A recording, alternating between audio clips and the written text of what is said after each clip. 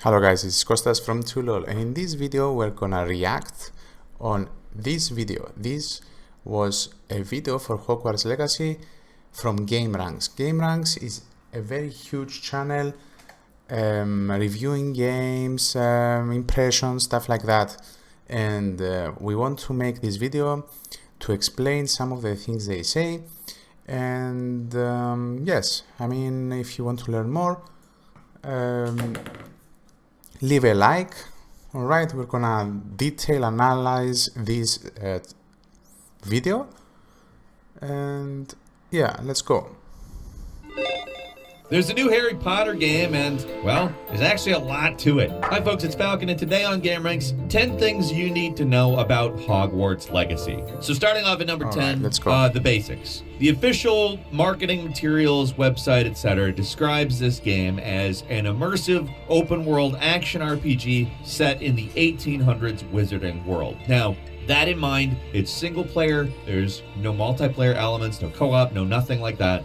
It's really straightforward in terms of what kind of game it is. Not a ton of genre mixing going on here. Comes to us from Avalanche Software, published by Warner Brothers. Coming to the PS4, 5, Xbox Series X, and Xbox One. I don't know how it's going to be on Nintendo Switch from the looks of it, but it is going to be on Nintendo Switch, and it's also going to be on PC. Now, we're going to see the PlayStation, Xbox, and PC release is going to be on February 10th, 2023. It is geared towards the PS5 in that it's using some of the exclusive features, haptic feedback, adaptive triggers, and even the dynamic light bar. I don't know if that matters to you or not. And there's going to be a... Alright, so right from the start, I mean, yes, it's towards PS5. That's wrong. Okay, so there are three things I think only from the...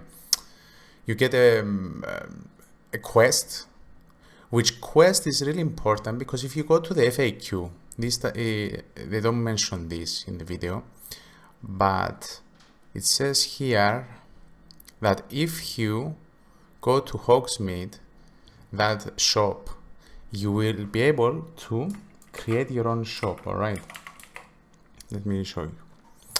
As it says here, is there a console exclusive content?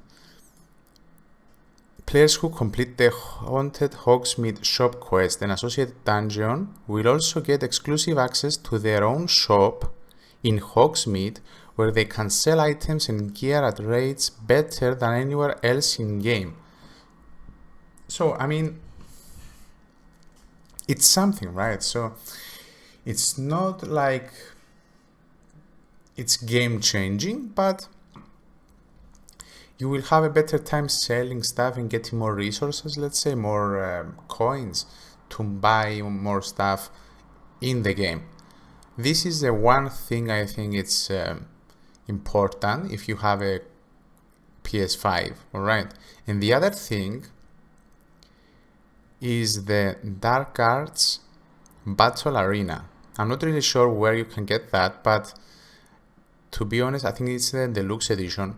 But the Dark Arts Battle Arena is something that is really exclusive, right? So if you don't have this, you won't be able to play, right? Okay, so other than that, I don't think PlayStation offers something else like a quest line, a small quest, I don't know, a 30-minute quest, that's it. I mean, okay, not bad, but it's not something to really... If you want to get it on PC, let's say, and you won't, it's not a reason to get a PS5. You understand what I mean? It's not a reason to get it on PlayStation 4 or 5 because it's so important. All right. Like Gran Turismo, let's say, I also cover Gran Turismo. That game is not available on PC and nowhere else. So you must get a PlayStation to play that game. So it's not the same thing, right? So, don't be discouraged to get it on PC or somewhere else because basically you won't really get much value if you get it on PS5. Or if you have one, then okay, maybe it's a better option than PC, but Maybe not, right? So because PC, you can play the game on better graphics. PS5 the graphics are standard, you can't change the graphics, but on the PC you can maybe, I don't know, see more detail. We will see. Right, so maybe the compatibility is better for consoles. We don't know that. Maybe the game is not optimized for PC. Maybe it's the other way around.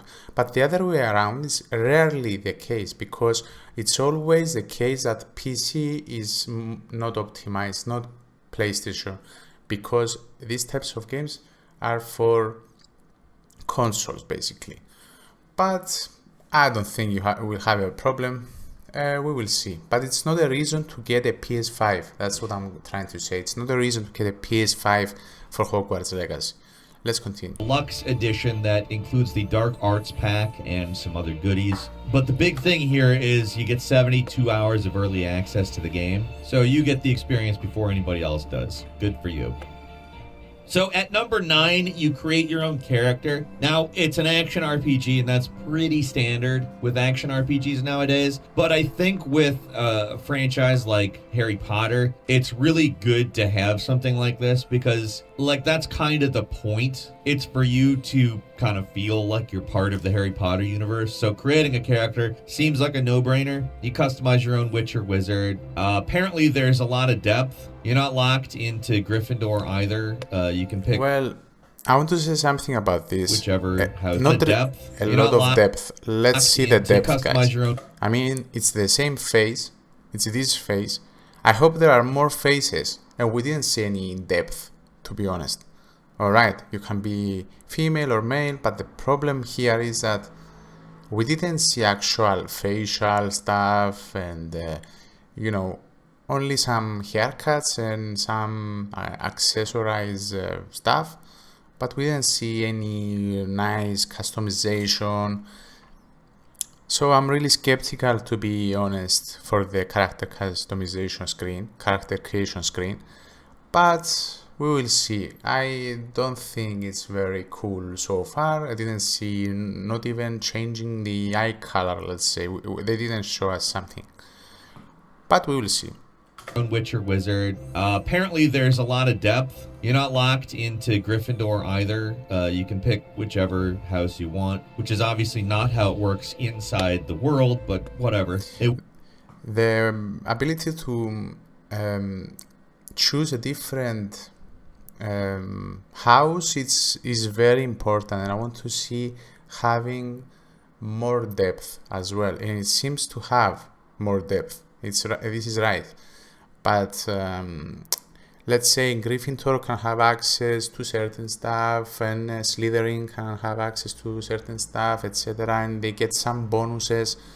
Okay, so let's say Gryffindor gets a passive of bravery or communication, socializing. Slytherin can be good in battle. Hufflepuff is good with creatures, let's say. So if you have some certain bonuses towards choosing a certain house, that in turn will help not many people choose, let's say, only Gryffindor or Slytherin, because those two are the biggest, and then Ravenclaw. But Hufflepuff, let's say, there are not many followers of that house, right? So if you have certain passive stuff that may interest you, more people can get to the other houses as well, right? Okay, let's continue. It would suck if they just randomly assigned you one. There are no moral choices in the game, but you do have choices that can have an effect on your character, as implied by the most recent trailer about the Dark Arts. I don't know to what extent that is or means, though. At number 8 is classes. No, not RPG classes, but school classes. Remember, this is a Hogwarts game. So you got most of the classic Harry Potter classes.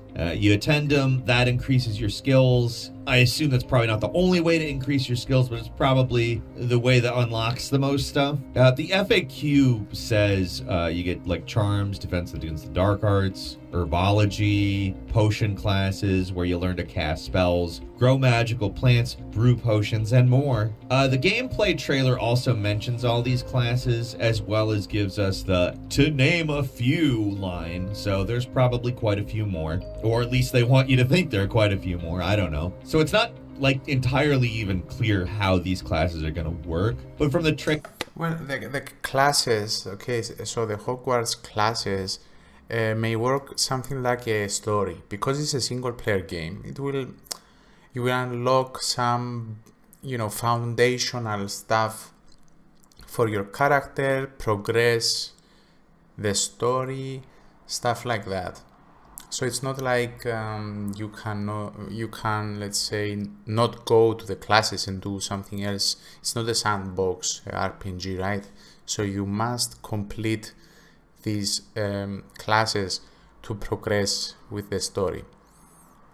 Trailers, it looks like you'll be doing things in like engaging in practice combat, playing video games, like brewing potions. But we do want to see more before we say like this is a good idea or this is a bad idea. It does seem like it's an interesting idea if it works. It's not something complicated. I totally disagree with this what he says here, because I think it's pretty obvious that it's the story itself.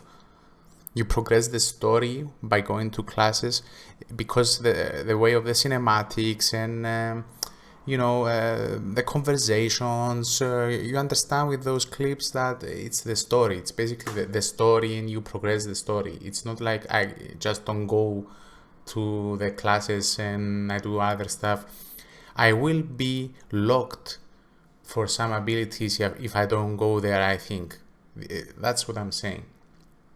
Tell me your opinion in the comment section below. We're trying to explain Hogwarts Legacy. Let's continue. Works and it's fun. Like, I kind of think it's a good idea in terms of this type of a game. There's also a side assignments option you can do as well, which is apparently I have a question here. I saw this as well, and let me know in the comment section your opinion about this. So, and it's fun. Like, I kind of think it's... I will mute this. You can see here there's a battle, like a 2v2, right? But as you can see, this guy right here at the left, you are trying to cast spells to him, but he has some kind of protection, as you can see. So one spell, two spells, and you get hit back. So that's pretty weird. And so my question is, are my spells not good enough, or is there something that I'm missing here? You can clearly see that the spells are not getting through. That's interesting. Meant to help your character like catch up to the other fifth year students. So I guess you're a slacker.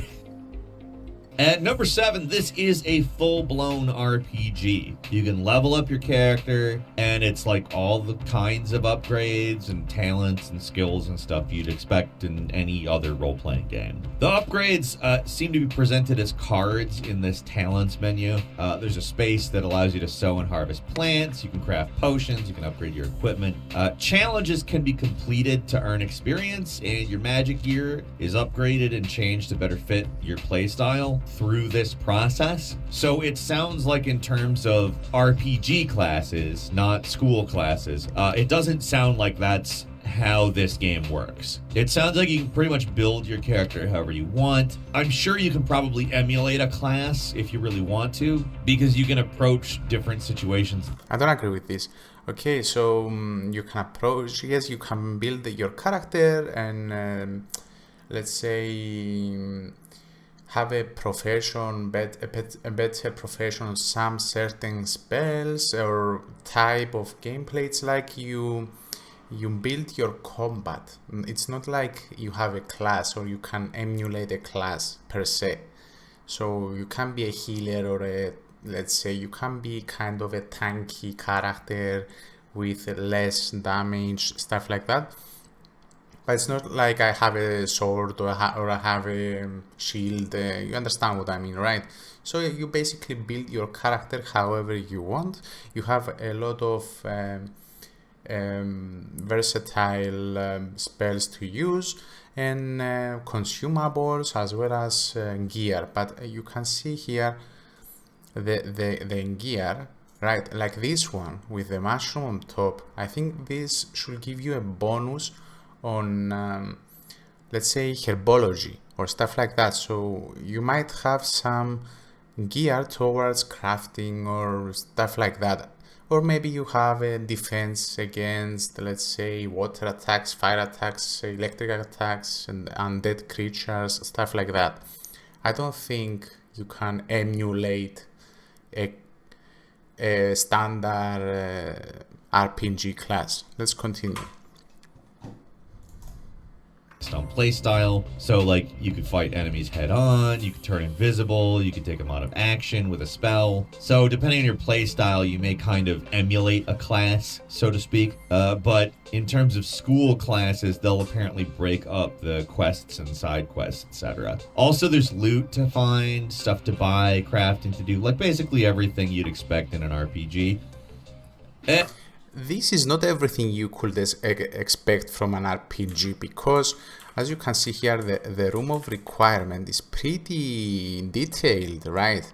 So you can brew stuff, you can harvest, you can have fantastic beasts, give you bonuses, you have a lot of stuff going on. It's not like it's the basic crafting system, right? It's not like Last of Us and I, let's say, do a bandage, right? Or some consumable. There is depth to it, and we can see that. Stuff to buy, crafting to do, like basically everything you'd expect in an RPG. And number 6, there are companions. You can make friends, and apparently these characters can become companions that travel with you and assist you. So you can also expand their abilities as you become better friends and learn more about them. Like we kind of know this in like general terms at the moment, but obviously making friends is going to be beneficial here because also they can teach you new abilities. Like the trailer called Sebastian Sallow's Dark Legacy shows this specifically, like you help him and he allows you to learn some of the dark arts. I don't know if we're going to see like a full-blown social link system like the Persona games. So for people who know the Persona games, it's a very, very comprehensive, detailed companion mechanic, alright? And it won't be like this. It's pretty obvious that they won't go in that detail, right? Okay, so you will have friends, you will play the story, they will have a different story, let's say, and you have some decisions that may affect the outcome of what you learn, of what you accomplish, etc. I don't think it will be so detailed like Persona. It's impossible, right?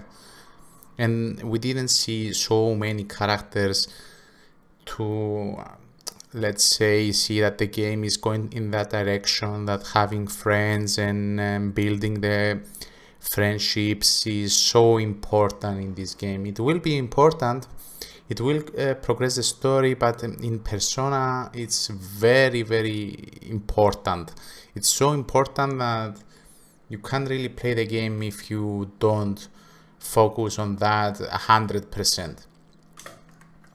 The trailers and the FAQ make the implication that you can build your relationship with companion characters, but to what extent, it's not really known. They haven't really put forward an exact formulation of how that works yet. But some of the characters they highlight during the reveal trailer are Not Sayonai, Poppy Sweeting, Sebastian Sallow, and I'm sure there'll be plenty more.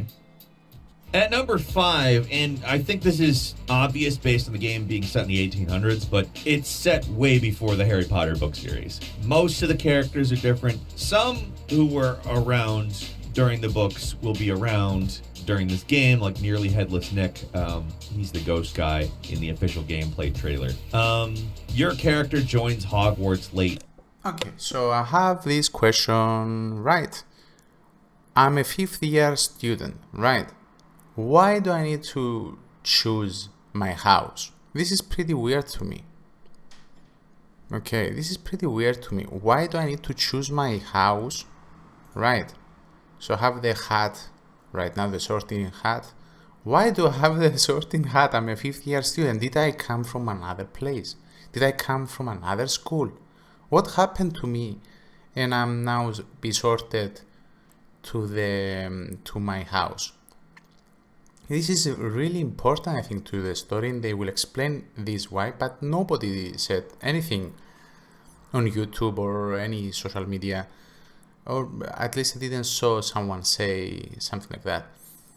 Because you can clearly see that now I am sorted to my house. And it's really interesting. Why is the question? Because I'm a 5th year student, right? Let me know in the comment section below, and let's continue. Student. So again, you're going to have to catch up to the other 5th year students, you slacker. But it's not all just homework, I guess. As you get further in the game, your skills get tested in the areas surrounding Hogwarts.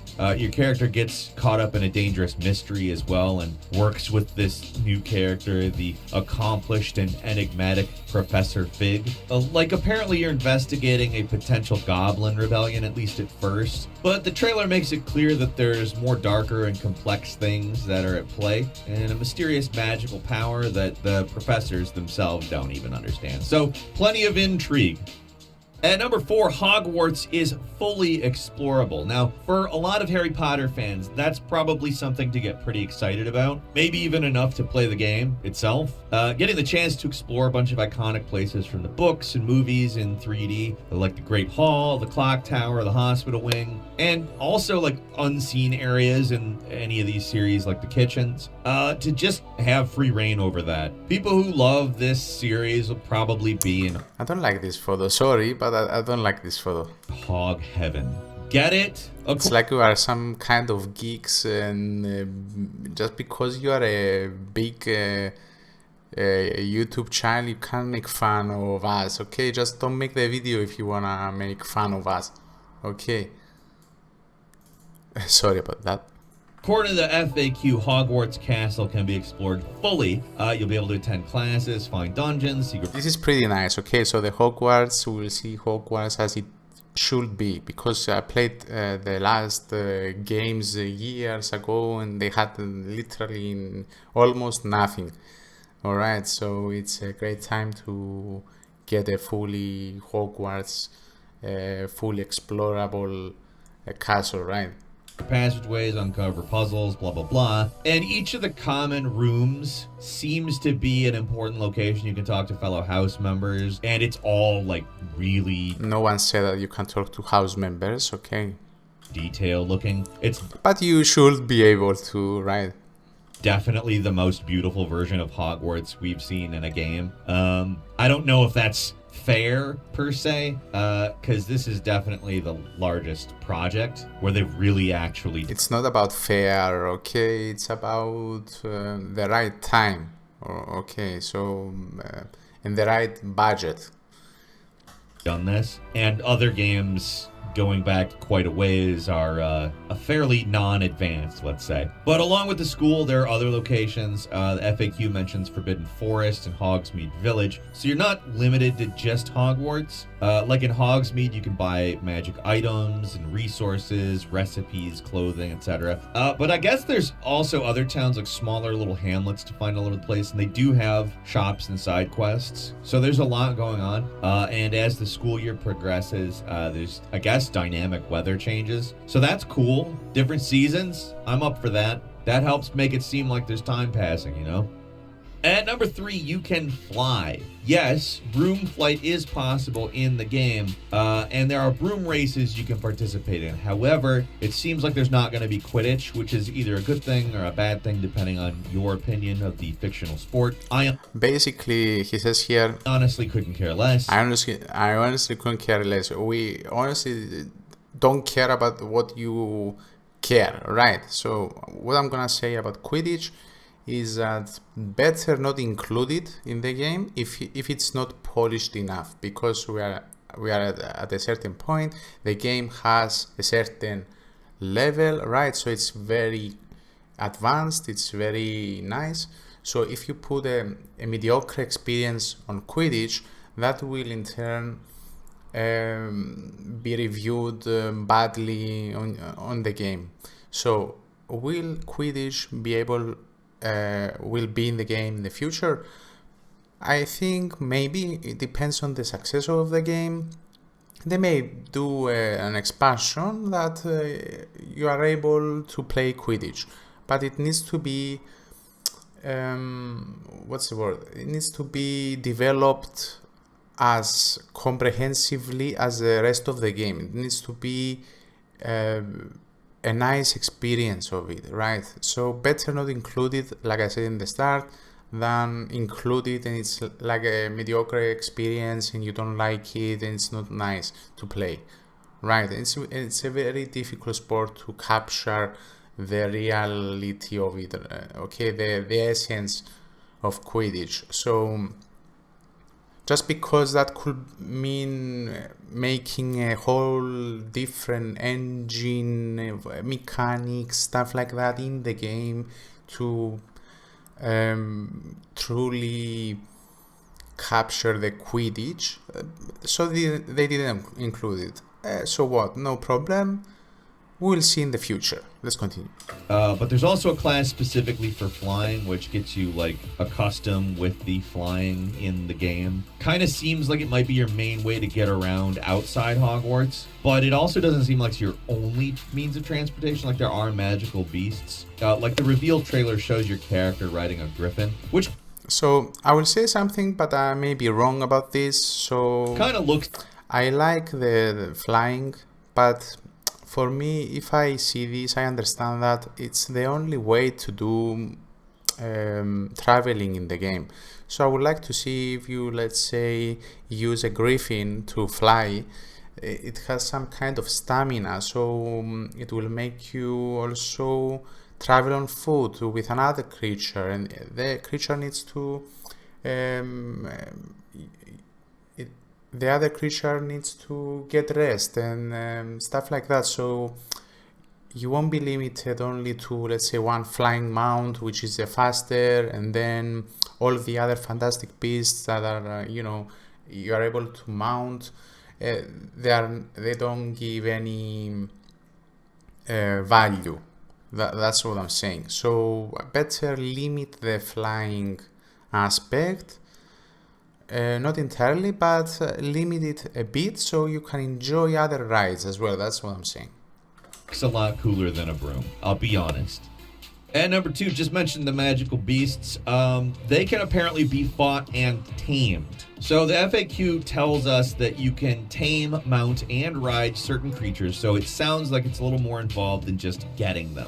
Also, in terms of school classes, again, not RPG classes, you can attend one to learn about magical beasts and how to tame them. So, I mean, that seems like that might be a really interesting part of the game. How far into monster taming and catching, etc. we'll get, I don't really know, but like apparently you can find menageries that can be placed in the room that are fully customizable, and you can use those to tame. This is a very important point. So if the fantastic beasts are very in depth, this game will be so exciting, so exciting, because if you have this depth for fantastic beasts, you can do anything in the game. You can focus more on the fantastic beasts. You can learn more about them. You can see what they offer to you. You can see the last video I made for Mooncalves and what they offer you. So if each fantastic beast gives you something specific that is important, then you will take the time to tame them, feed them, stuff like that, and it will be very exciting. tame magic creatures. Not every creature's for riding, apparently. You can also capture creatures that are hurt or in danger from poachers and just restore them to health. That was a moon calf, by the way. Let's see that again. Creatures. This is capturing a moon calf. For riding, apparently. You can also capture creatures that are hurt or in danger from poachers and just restore them to health in your menagerie. But along with creatures you can tame, there's plenty of enemies to fight, like supposedly creatures that are corrupted by a magical force. And then there's, of course, like sinister witches and wizards, there's goblins, there's the undead. It's a magic world. In the reveal trailer, we've seen centaurs, ogres, a dragon, a graphorn, which is a horned creature with tentacles, some frog thing, not really sure exactly what that is, and a jarvie, which looks like a ferret. These are the moon calves. And finally, at number 1, we know a lot about spells and combat, but we still need to learn more. Looks like combat's a pretty major focus, and it's primarily done through casting spells. There's a dodging and a shield spell that you can activate to defend against attacks. You can levitate objects, you can hurl those at enemies. There's stunning charms, so you can do counterattacks. We've seen what appears to be spell combos, so that seems like a way to really lay on the damage. Enemies don't just directly attack you, they also use enchantments to stop you, like deaden your tracks or give you negative status effects. So combat is the area we've probably seen the most about without actually learning a whole lot about it. Like, we haven't even really seen the HUD, so it's hard to really say how any of this works. And the gameplay trailer describes dozens of spells, so it sounds like there's a lot of variety, so that's good. And you can also brew potions that help you in combat, you can grow magic plants, and all of that can be utilized in battle for help. Quick bonus, apparently no microtransactions. Chandler Wood, the community manager who works on the game, said there are no microtransactions in Hogwarts Legacy. Now, are is a present tense word, and we are talking about Warner Brothers, who's pretty infamous for microtransactions in games like Middle-earth. But the FAQ also restates that there are no microtransactions. That doesn't mean there's going to be no monetization in the game, but at least no microtransactions. Okay, I'm gonna pause here and I'm gonna say something. As you can see, he's talking about this here. There are no microtransactions in Hogwarts Legacy. He's basically talking about this piece of text right here. But if you go below that, you can see here, can players make in-game purchases in Hogwarts Legacy? Players with the Hogwarts Legacy Standard Edition can purchase the Dark Arts pack in-game. So that's like the deluxe part of the game, if they wish to do so. So you have the option to buy the standard and then upgrade to a deluxe inside the game. If you, let's say, like the game and you want that extra thing, you can buy that in game, right? And which is otherwise available exclusively in the deluxe edition. There are no other items for purchase in the game. But right now, this is so far, I will say here, so far. Because maybe there will be a DLC in the future. That's a different story though. There won't be any microtransactions in the terms of getting forward in the game by buying stuff, right? So whatever he says here in the video, I don't really agree, because they are pretty, they state these really, they explain this really good. Okay, so there won't be any microtransactions, that's for sure, because also the game is pretty expensive to buy in the first place. Transactions. Right after this, they do mention the Dark Arts pack, which is a special edition bonus that you can also buy in game, but that's it. So I guess depending on what's in that pack, maybe they just mean that there is a microtransaction. Like they're getting by on a technicality, like microtransactions is a plural word. So there are... No, it's not that. It's because they say you won't need to buy the game fully again. You can upgrade the edition you have to the next edition by only paying the amount that, it may be like 20 euros, let's say, to upgrade it to a deluxe edition. You won't need to buy the whole game again as a deluxe edition game, right?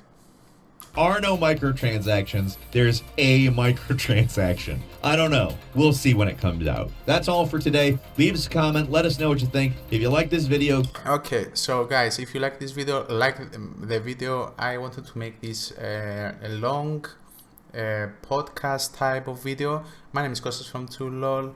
We make Hogwarts Legacy videos now. I hope you like it. And let me know in the comment section, do you agree with me? You want to add something? And there are more videos coming soon. Thank you for watching and see you in the next video.